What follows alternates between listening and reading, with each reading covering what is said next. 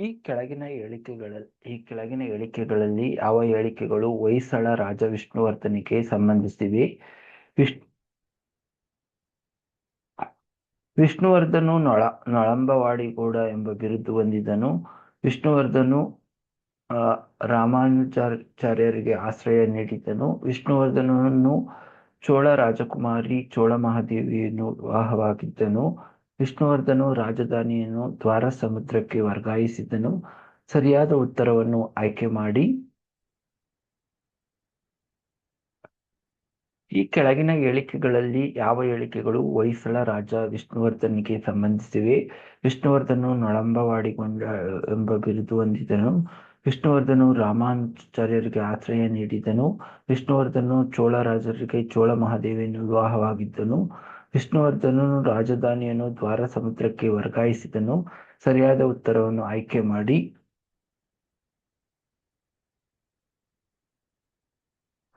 ಹೊಯ್ಸಳ ರಾಜ ವಿಷ್ಣುವರ್ಧನಿಗೆ ಸಂಬಂಧಿಸಿದ ಹೇಳಿಕೆಗಳು: ನಳಂಬವಾಡಿಗೊಂಡ ಸರಿಯಾಗಿದೆ. ರಾಮಾನುಜಾಚಾರ್ಯರಿಗೆ ಆಶ್ರಯ ನೀಡಿದನು ಸರಿಯಾಗಿದೆ.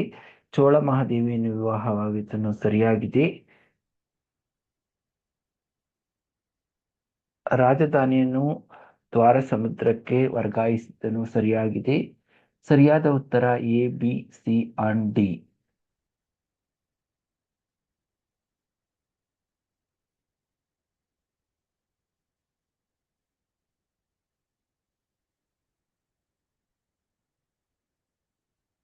ಕೃಷ್ಣದೇವರಾಯನ ಆಸ್ಥಾನದ ಅಷ್ಟದಿಗ್ಗಜರಲ್ಲಿ ಈ ಕೆಳಗಿನ ಯಾರು ಸಂಗೀತ ಸಾಹಿತ್ಯ ಸಮಾರಂಗಣ ಸಾರ್ವಭೌಮ ಎಂಬ ಬಿರುದನ್ನು ಪಡೆದಿದ್ದರು? ಅಲಸಾನಿ ಪೆದ್ದಣ್ಣ, ನಂದಿ ತಿಮ್ಮಣ್ಣ, ಪಿಂಗಳ್ಳಿ ಸೋರಣ್ಣ, ತೆನಾಲಿ ರಾಮಕೃಷ್ಣ. ಅಲಸಾನಿ ಪೆದ್ದಣ್ಣ ಅವರು ವಿಜಯನಗರದ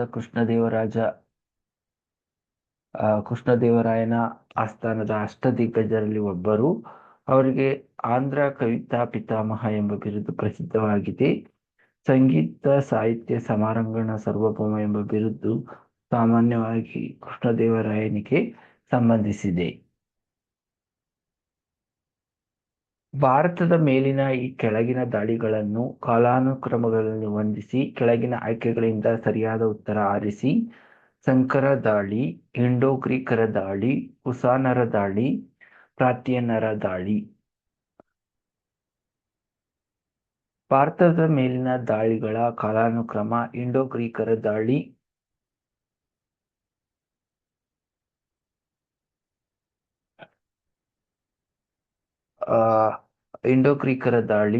ಸಂಕರ ದಾಳಿ, ಪಾರ್ಥಿಯನ್ನರ ದಾಳಿ, ಕುಸಾನರ ದಾಳಿ. ಸರಿಯಾದ ಉತ್ತರ ಬಿ, ಎ, ಡಿ, ಸಿ.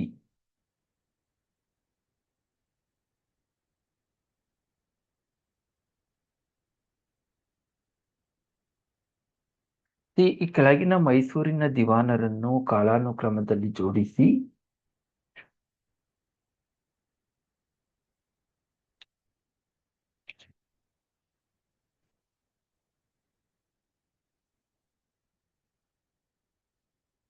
ಈ ಕೆಳಗಿನ ಮೈಸೂರಿನ ದಿವಾನರನ್ನು ಕಾಲಾನುಕ್ರಮದಲ್ಲಿ ಜೋಡಿಸಿ.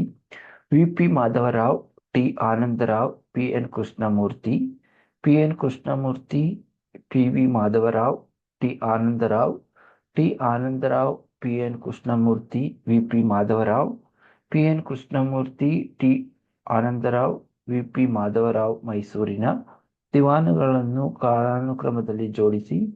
ಪಿ. ಎನ್. ಕೃಷ್ಣಮೂರ್ತಿ 1901ರಿಂದ 1906, ಟಿ. ಆನಂದರಾವ್ 1909ರಿಂದ 1912, ವಿ. ಪಿ. ಮಾಧವರಾವ್ 1912ರಿಂದ 1918.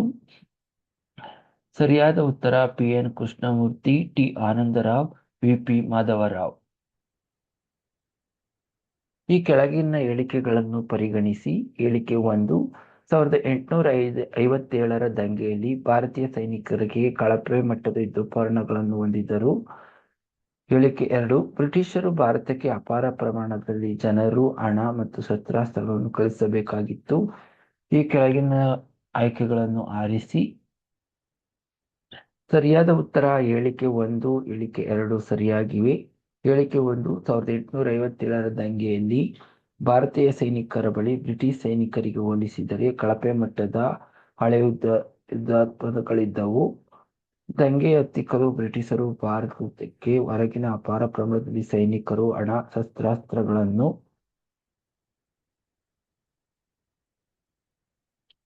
ಕಳಿಸಬೇಕಾಗಿತ್ತು. ಹೇಳಿಕೆ 1 ಮತ್ತು ಹೇಳಿಕೆ 2 ಸರಿಯಾಗಿವೆ. ಮೊದಲನೇ ಉತ್ತರ ಸರಿಯಾದ ಉತ್ತರ.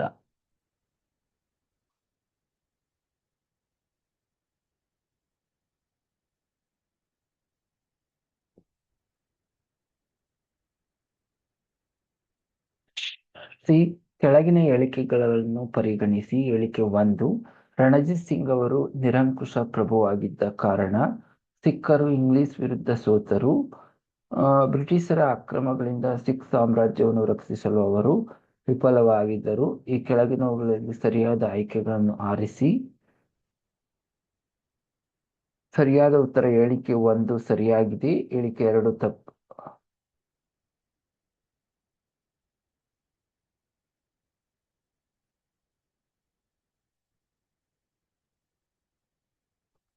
ಸಿ,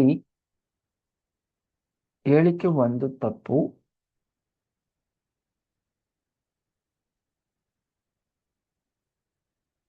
ರಣಜಿತ್ ಸಿಂಗ್ ಅವರ ಮರಣದ ನಂತರ ಸಿಖ್ ಸಾಮ್ರಾಜ್ಯದಲ್ಲಿ ಆಂತರಿಕ ರಾಜಕೀಯ ಗೊಂದಲಗಳು, ನಾಯಕತ್ವದ ಕೊರತೆ ಉಂಟಾಯಿತು. ಕೇವಲ ಅವರು ನಿರಂಕುಶ ಪ್ರಭುವಾಗಿದ್ದರಿಂದ ಸಿಖ್ಖರು ಸೋತರು ಎನ್ನುವುದು ಸರಿಯಲ್ಲ. ರಣಜಿತ್ ಸಿಂಗ್ ಅವರು 1845ರಲ್ಲಿ ನಿಧನರಾದರು. ಆದ್ದರಿಂದ ಅವರ ಕಾಲದಲ್ಲಿ ಬ್ರಿಟಿಷ್ ಆಕ್ರಮಣಗಳಿಂದ ಸಿಖ್ ಸಾಮ್ರಾಜ್ಯವನ್ನು ರಕ್ಷಿಸುವ ಪ್ರಶ್ನೆ ಉದ್ಭವಿಸಿರುವುದಿರಲಿಲ್ಲ. ಸಿಖ್ ಸಾಮ್ರಾಜ್ಯವು ಪತನವು ಅವರ ಮರಣದ ನಂತರ ಆಂಗ್ಲೋ ಸಿಖ್ ಯುದ್ಧಗಳ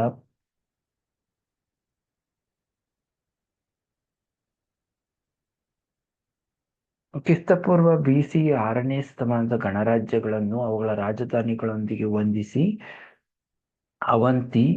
ಅವಂತಿಯು ಉಜ್ಜಯಿನಿ ರಾಜಧಾನಿಯಾಗಿದೆ, ಕೋಸಲ ಶ್ರಾವಸ್ತಿ ರಾಜಧಾನಿಯಾಗಿದೆ, ವತ್ಸ ಕೌಸಂಬಿ ರಾಜಧಾನಿಯಾಗಿದೆ, ಮಗಧ ರಾಜಗೃಹ ಇವರ ರಾಜಧಾನಿಯಾಗಿದೆ. ಅವರತಿ ಉಜ್ಜಯಿನಿ, ಕೋಸಲ ಶ್ರಾವಸ್ತಿ, ವತ್ಸ ಕೌಸಂಬಿ, ಮಗಧ ರಾಜಗೃಹ. ಈ ಕೆಳಗಿನಲ್ಲಿ ಯಾರು ಋಗ್ವೇದ ಕಾಲದ ಪ್ರಮುಖ ದೇವತೆಯಲ್ಲ? ಇಂದ್ರ ಋಗ್ವೇದದ ಪ್ರಮುಖ ದೇವತೆ, ಪ್ರಜಾಪತಿ ಋಗ್ವೇದ ಕಾಲದ ಪ್ರಮುಖ ದೇವತೆ, ವರುಣ ಪ್ರಮುಖ ದೇವತೆ, ಸೋಮ ಪ್ರಮುಖ ದೇವತೆ. ಸರಿಯಾದ ಉತ್ತರ ಪ್ರಜಾಪತಿ.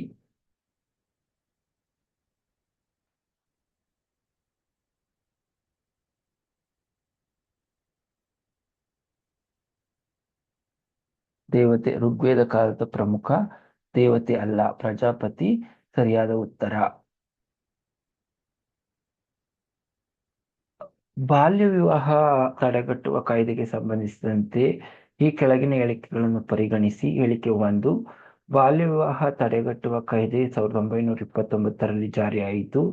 ಇದು ಸಾರದ ಕಾಯ್ದೆ ಎಂದು ಪ್ರಸಿದ್ಧವಾಗಿದೆ. ಹೇಳಿಕೆ 2, ಇದು ಬಾಲಕರ ಮತ್ತು ಬಾಲಕಿಯರ ಮದುವೆ ವಯಸ್ಸನ್ನು ಕ್ರಮವಾಗಿ 18 ಮತ್ತು 14ಕ್ಕೆ ನಿಗದಿಪಡಿಸಿತು.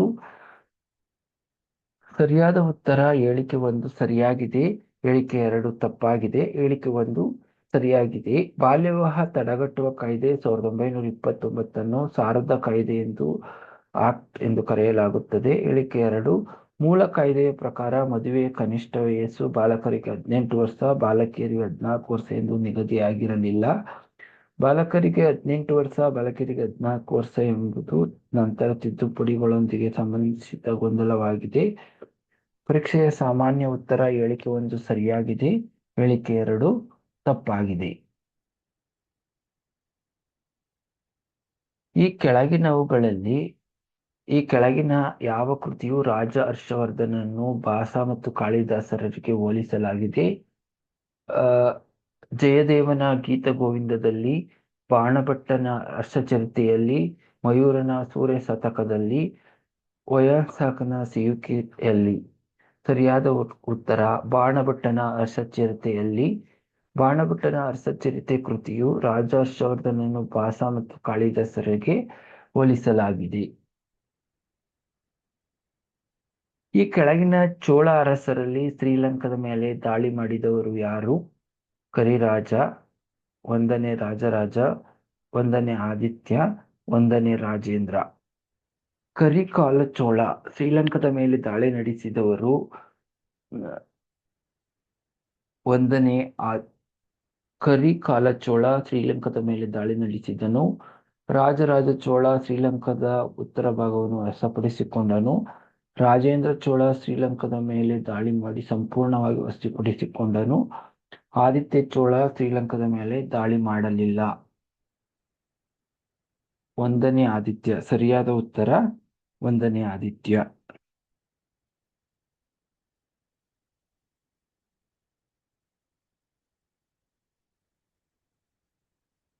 ಈ ಕೆಳಗಿನ ಸ್ಮಾರಕಗಳಲ್ಲಿ ಯಾವುದು ಶೇರ್ ಶಾ ಸೂರಿಯಿಂದ ನಿರ್ಮಾಣಗೊಂಡಿಲ್ಲ? ಶಶರಾಮ್ ಸಮಾಧಿ, ಕುಸ್ ಇ ಸಿರಿ, ಪುರಾಣ ಕಿಲಾ, ರೋಹಸ್ಕಾರ್ ಕೋಟೆ. ಸರಿಯಾದ ಉತ್ತರ ಕುಶ್ ಇ ಸಿರಿ. ಸಿ ಸರಿಯಾದ ಉತ್ತರ ಸಂಸಾರ ಸಮಾಧಿ ಶೇರ್ ಶಾ ಸೂರಿಯ ಸಮಾಧಿ ಅವನ ಕಾಲದಲ್ಲಿ ನಿರ್ಮಾಣವಾಯಿತು. ಪುರಾಣ ಕಿಲಾ ಶೇಷ ಸೂರಿನೊಂದಿಗೆ ಸಂಬಂಧಿಸಿದ ಪ್ರಮುಖ ನಿರ್ಮಾಣ. ರೋಹಸ್ಗಢ್ ಕೋಟೆ ಕುಶ್ ಇ ಸಿರಿ. ಸರಿಯಾದ ಉತ್ತರ ಕುಶ್ ಇ ಸಿರಿ.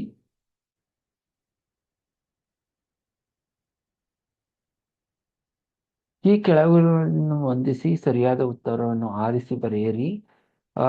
ಗುರು ರಾಮದಾಸ ಅಮೃತ ಸಾಗರ ಸ್ಥಾಪಿಸಿದನು.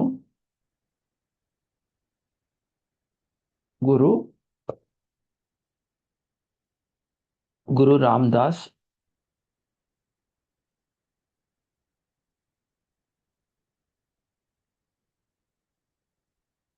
ಅಮೃತ ಸಾಗರ ಸ್ಥಾಪಿಸಿದನು. ಗುರು ಅರ್ಜುನ ದೇವ ಆದಿಗ್ರಂಥವನ್ನು ಸಕಲಿಸಿದನು. ಗುರು ಹರಗೋವಿಂದ ಅಕಲಕ್ ಸ್ಥಾಪನೆ. ಗುರು ಗೋವಿಂದ್ ಸಿಂಗ್ ಕಲ್ಪ್ ಸ್ಥಾಪನೆ. ಸರಿಯಾದ ಉತ್ತರ 4, 2, 1, 3. ಇದು ಸರಿಯಾದ ಉತ್ತರ. ಇದು ಸರಿಯಾದ ಉತ್ತರ.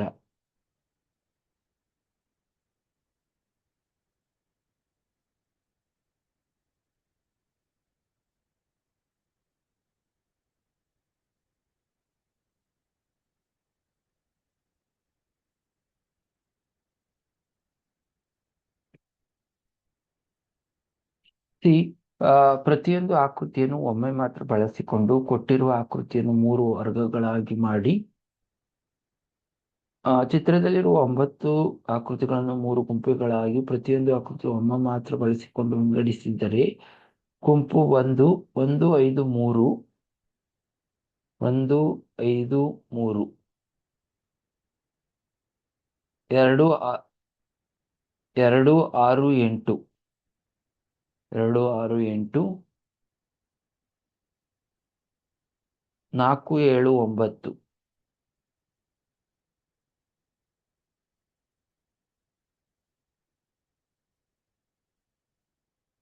See here,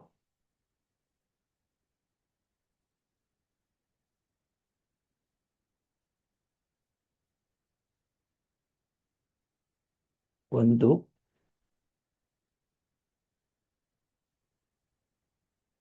1, 1, 2,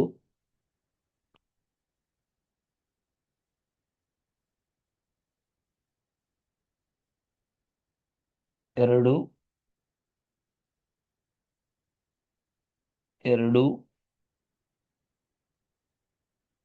2, 3, 3, 3. ಇದು ಸರಿಯಾದ ಉತ್ತರ.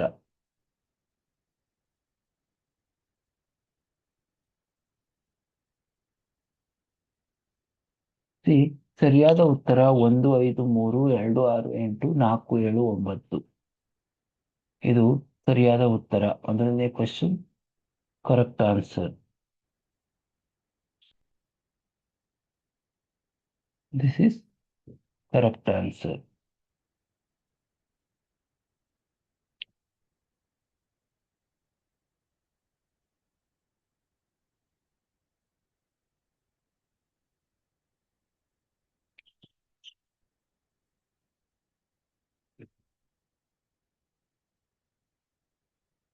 ಸಿ, ಪ್ರಶ್ನಾರ್ಥಕ ಚಿಹ್ನೆ ಜಾಗದಲ್ಲಿ ಬರುವ ಸಂಖ್ಯೆಯನ್ನು ಗುರುತಿಸಿ.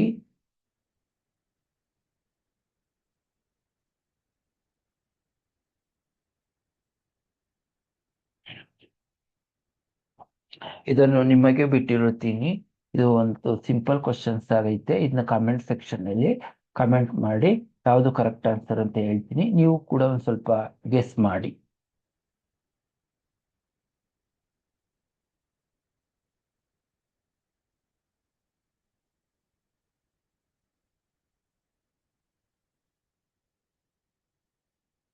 ಸಿ, ಒಂದು ಶಂಕುವಿನ ವಕ್ರ ಮೇಲ್ಮೈ ವಿಸ್ತೀರ್ಣವು 528 ಸೆಂಟಿಮೀಟರ್ ಸ್ಕ್ವೇರ್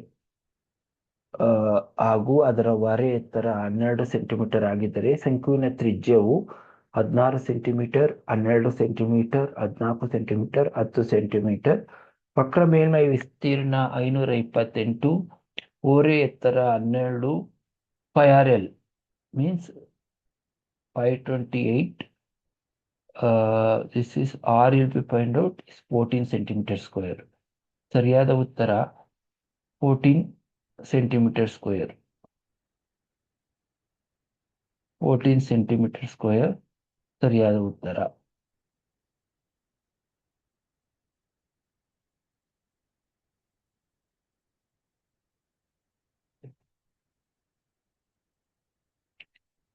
ಎಲ್ ಎಂದರೆ ಪ್ಲಸ್, ಎಂ ಎಂದರೆ ಮೈನಸ್ ಮತ್ತು ಎನ್ ಎಂದರೆ ಮೈನಸ್ ಎಂದಾದರೆ IL 9M 9N1 equals to L is plus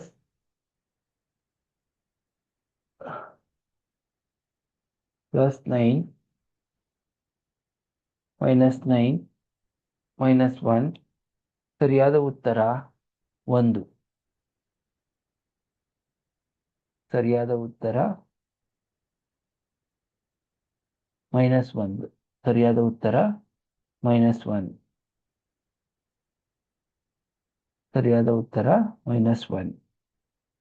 C, ಪ್ರಶ್ನೆ ಚಿತ್ರ ಕೆಳಗಿನ ಆಯ್ಕೆಗಳಲ್ಲಿ ಸರಿಯಾದ ಉತ್ತರವನ್ನು ಆರಿಸಿ. ಚಿತ್ರದ ಆಧಾರದ ಮೇಲೆ ಸರಿಯಾದ ಉತ್ತರ 2. ಮೊದಲ ಚಿತ್ರದಲ್ಲಿ ಪ್ಲಸ್ ಮತ್ತು ಮೈನಸ್ ಪಕ್ಕದಲ್ಲಿದೆ, ಆದ್ದರಿಂದ ಅವುಗಳಿಗೆ ಹೊಂದಿಕೊಂಡಿರುವ ಮೂರನೇ ಮುಖವು ಪ್ಲಸ್ ಆಗಿರಬೇಕು. ಈ ಆಯ್ಕೆ 2ರಲ್ಲಿ ಇದೆ, 3 ಮುಖಗಳನ್ನು ಹೊಂದಿಕೊಂಡಿರುವುದು ಉತ್ತರ. ಕೆಳಗಿನ ಸ್ತಂಭರೇಖಾ ನಕ್ಷೆಯು ಮೈಸೂರು ಜಿಲ್ಲೆಯ ಬೇರೆ ಬೇರೆ ವರ್ಷಗಳಲ್ಲಿ ಉತ್ಪಾದಿಸುವ ರಾಗಿ ಬೆಳೆಯನ್ನು ಸೂಚಿಸುತ್ತದೆ. 1000 ಕ್ವಿಂಟಲ್ಗಳಿಗೆ. ರಾಗಿ ಬೆಳೆಯ ಉತ್ಪಾದನೆಗಳು 1000 ಕ್ವಿಂಟಲ್ಗಳು 2018, 2019, 2020, 2021, 2022. 2019 ಮತ್ತು 2020ರಲ್ಲಿ ರಾಗಿ ಉತ್ಪಾದನೆ ಮೌಲ್ಯಗಳ ಸ್ತಬ್ಧರೇಖಾ ನಕ್ಷೆಯನ್ನು ಚಿತ್ರ ಇಲ್ಲದೆ ನಿಖರವಾಗಿ ಇಯರ್ 2020 -15 5. ಇಲ್ಲಿ 2010 -15 15 -10 ಡಿನಾಮಿನೇಟರ್ ಬೈ 10 ಅಂದ್ರೆ 15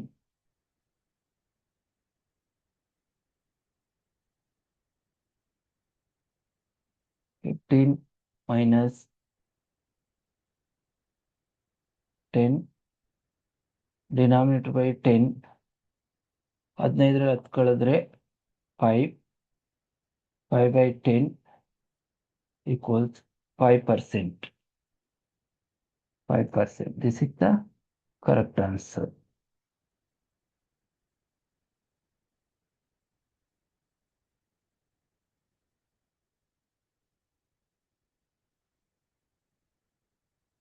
ಸಿ, ಒಂದು ಕಾರಿನ ವೇಗದಲ್ಲಿ ಪ್ರತಿ 30 ನಿಮಿಷಕ್ಕೆ 2 ಕಿಲೋಮೀಟರ್ನಂತೆ ಹೆಚ್ಚಿಸಲಾಗುತ್ತದೆ. ಮೊದಲ 1 ಗಂಟೆ ಅವಧಿಯಲ್ಲಿ ಕಾರು 35 ಕಿಲೋಮೀಟರ್ ದೂರವನ್ನು ಕ್ರಮಿಸಿದರೆ 7 ಗಂಟೆ ಅವಧಿಯಲ್ಲಿ ಅದು ಕ್ರಮಿಸಿದ ದೂರವನ್ನು ಕಂಡುಹಿಡಿಯಿರಿ. ಅಂಕಗಣಿತದ ಶ್ರೇಣಿ 30 ನಿಮಿಷಕ್ಕೆ 2 ಕಿಲೋಮೀಟರ್ ಹೆಚ್ಚಾಗುತ್ತದೆ. ಮೊದಲ 1 ಗಂಟೆಯಲ್ಲಿ ಕ್ರಮಿಸಿದ ದೂರ 35 ಕಿಲೋಮೀಟರ್. 7 ಗಂಟೆಯಲ್ಲಿ 14 ಅರ್ಧ ಗಂಟೆಗಳ ಅವಧಿ. a+a+2 to a, this is 413 kilometre.